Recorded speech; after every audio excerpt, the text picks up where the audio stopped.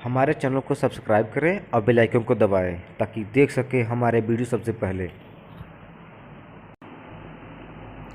नमस्कार साथियों, Hindi prime education पर आप लोगों का स्वागत है। आज का हमारा अगला चैप्टर है शब्द भेद। शब्द भेद बनावट या रचना के आधार पर कितने प्रकार के होते हैं? स्रोत या उत्पत्ति या स्रोत के आधार पर कितने प्रकार के होते हैं? शब्द भेद क्या है? हिंदी के शब्दों में इनका वर्गीकरण किन के आधार पर है या ये कितने प्रकार के होते हैं? शब्द भेद काइंड्स ऑफ वर्ड्स। पहला पॉइंट है बनावट या रचना के आधार पर शब्द तीन प्रकार के होते हैं। पहला है रूढ़, दूसरा है यौगिक और तीसरा है योग रूढ़। पहला पॉइंट रूढ़ शब्द या रूढ़, जिन शब्दों के सार्थक खंड न हो सके और जो अन्य शब्दों के मेल से न बने हों उन्हें रूढ़ शब्द कहते हैं। इसे मौलिक या अयौगिक शब्द कहते हैं। जैसे चावल। चावल शब्द का यदि हम खंड करेंगे तो चाव प्लस वल या चाव प्लस ल, तो ये निरर्थक खंड होंगे। उदाहरण के लिए देखिए, दिन, घर, मुंह, घोड़ा आदि, ये सभी रूढ़ शब्द हैं। दूसरा पॉइंट है यौगिक। जो शब्द दो या दो से अधिक शब्दों से मिलकर बनता है उसे यौगिक शब्द कहते हैं। जैसे विज्ञान दो शब्दों के मेल से बना है। वि प्लस ज्ञान हमारे चैनल को बराबर विज्ञान। आइकन को दबाएं। विद्यालय भी दो शब्दों के मेल से बना है। विद्या का आलय या विद्या प्लस आलय। यौगिक शब्दों की रचना तीन प्रकार से होती है। उपसर्ग से होती है, प्रत्यय से और समास से होती है। अगला पॉइंट है तीसरा योग रूढ़। वे शब्द जो यौगिक होते हैं परंतु जिनका अर्थ रूढ़ हो जाता है वे योग रूढ़ शब्द कहलाते हैं। यह समान अर्थ को न प्रकट करके किसी विशेष अर्थ को प्रकट करते हैं, अर्थात यह किसी तीसरे अर्थ को प्रकट करता है। जैसे देखिए यहाँ पर हो गया पीताम्बर, लंबोदर, दशानन, नीलकंठ, गिरधारी, हनुमान आदि ऐसे शब्द हैं जो अन्य तीसरे अर्थ को प्रकट करते हैं। जैसे देखिए यहाँ पर हो गया पीताम्बर का।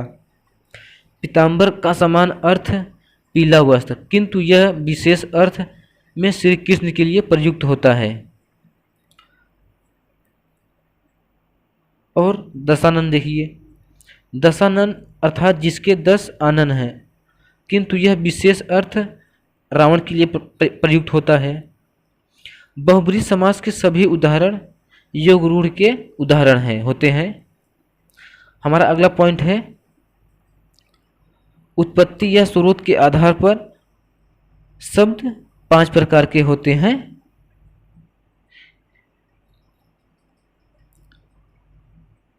पहला है तत्सम शब्द, दूसरा तद्भव, तीसरा देशज और चौथा पॉइंट विदेशी या विदेशज या आगत और पांचवा पॉइंट संकर।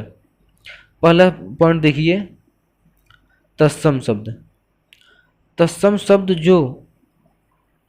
शब्द दो शब्दों से मिलकर बना है, तत् प्लस सम, जिसका अर्थ है उसके समान, अर्थात संस्कृत के समान। हिंदी में बहुत से शब्द संस्कृत से सीधे आ गए हैं और आज भी संस्कृत के मूल शब्द की ही भांति प्रयुक्त होते हैं। अतः संस्कृत के ऐसे शब्द जिसे हम ज्यों का त्यों प्रयोग में लाते हैं तत्सम शब्द कहलाते हैं। जैसे अग्नि, वायु, पिता, माता, प्रकाश, पत्र, सूर्य आदि। तत्सम शब्द को हम संस्कृत शब्द भी कहते हैं।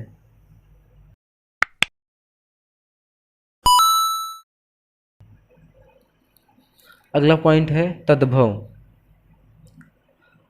तद्भव शब्द का अर्थ है उससे होना, अर्थात वे शब्द जो स्रोत भाषा के शब्दों से विकसित हुए हैं हिंदी के अनेक शब्द ऐसे हैं जो निकले तो संस्कृत से ही हैं, परंतु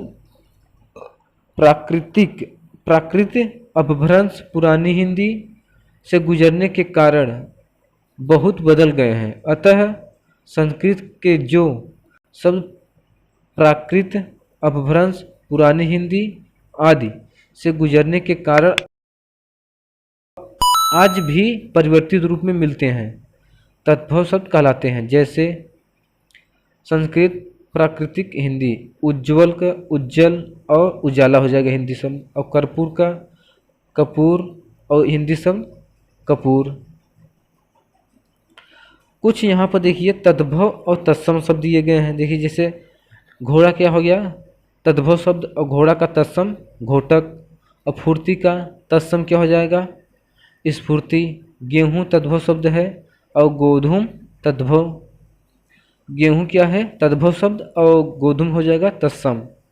आंसू आश्रु, अंधेरा हो जाएगा अंधकार, और कुत्ता का कुक्कुर तत्सम शब्द, और खीर का क्षीर। अकार ये क्या है तद्भव शब्द और अकाज तत्सम शब्द है, और अनर्थ ये है तद्भव और अनर्थ तत्सम शब्द है। अर्ध ये तद्भव शब्द है और आधा तत्सम शब्द है। अर्क ये तद्भव शब्द है और आक ये है तत्सम शब्द। अंगुली का तत्सम शब्द हो जाएगा अंगुरी। इसी प्रकार अगर हम अच्छी का तत्सम शब्द कहेंगे तो आँख हो जाएगा, और अमृत का तत्सम शब्द अमीय। अग्रणी का तत्सम शब्द हो जाएगा अगाड़ी, और क्षण का क्षण। उपवास का तत्सम शब्द क्या हो जाएगा उपास, और कुआं का तद्भव क्या होगा कूप। और हो जाएगा जैसे हो गया कान का तद्भव शब्द क्या हो जाएगा काष्ठ। इसी प्रकार अन्य कई तद्भव और तत्सम शब्द दिए गए हैं। हमारा अगला पॉइंट है देशज शब्द और विदेशी शब्द और संकर शब्द। ये पॉइंट हम आप लोगों को अगले वीडियो में बताएंगे। तब तक हमारी वीडियो को आप लोग देखते रहें, हमारे चैनल को सब्सक्राइब करें और बेल आइकन दबाएं।